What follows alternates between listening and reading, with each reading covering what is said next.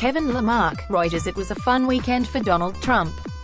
Late on Friday, Attorney General Jeff Sessions fired Andrew McCabe, the outgoing FBI deputy director whom Trump had long targeted, and the president spent the rest of the weekend taking victory laps, cheering McCabe's departure, taking shots at his former boss and mentor James Comey, and renewing his barrage against special counsel Robert Mueller.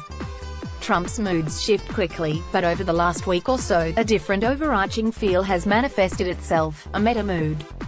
Although he remains irritated by Mueller and any number of other things, Trump seems to be relishing the latest sound of chaos, leaning into the maelstrom, as McKay Coppins put it Friday.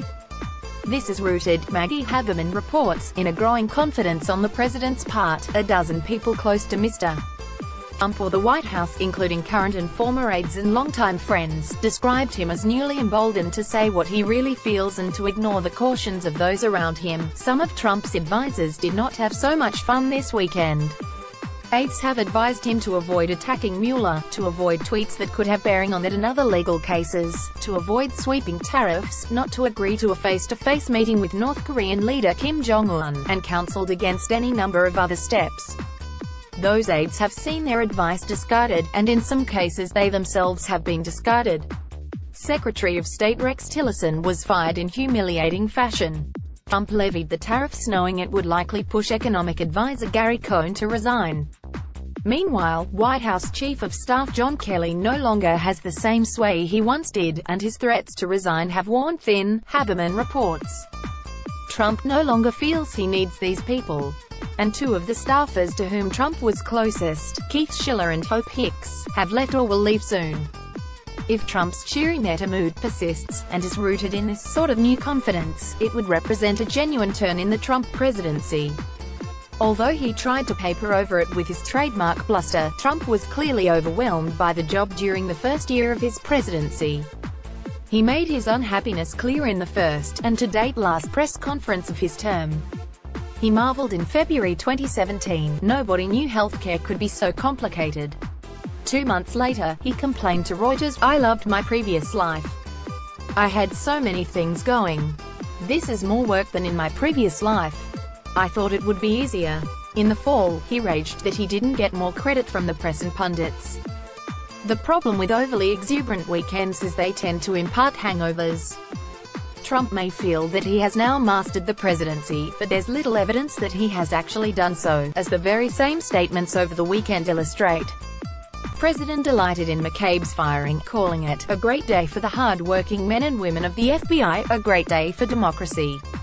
For good measure, he called Comey a liar and said the Mueller probe, launched by his own Justice Department, should never have been started, in that there was no collusion and there was no crime.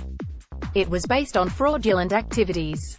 He fumed, "Why does the Mueller team have 13 hardened Democrats, some big crooked Hillary supporters, and 0 Republicans? This question is misleading in at least one big way. Mueller himself is a lifelong Republican. Unlike Trump, Trump either still does not understand or else does not care about the effects of his tweets."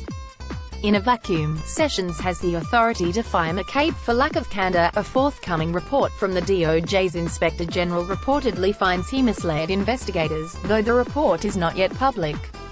The problem is that the firing didn't occur in a vacuum, but in the context of Trump's very public, sustained critique of McCabe. McCabe's attorney has already said that he will use the president's tweets to argue that his client's firing was illegitimate and politically motivated. Trump's lawyers have, for the most part, also counseled him against attacking Mueller, on grounds both political and legal, since he's already being scrutinized for obstruction of justice. His poking at Mueller, and his discussions with Mueller witnesses risk reinforcing the impression of interference.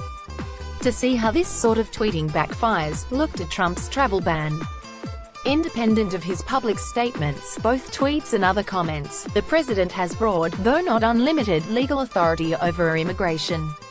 Yet because of his many statements describing the ban in plainly discriminatory terms, several federal judges ruled the travel ban unconstitutional. Aides have tried to get Trump to avoid similar acts of shooting himself in the foot, but as previously discussed, he sees little need for their counsel. Elsewhere, there is little evidence that Trump has mastered other aspects of the presidency. December's tax cuts remained his only major legislative accomplishment, and the GOP's decision to quit talking about them in a losing effort in a Pennsylvania special election last week suggests the cuts aren't much of a political winner. The tariffs, like the Kim meeting,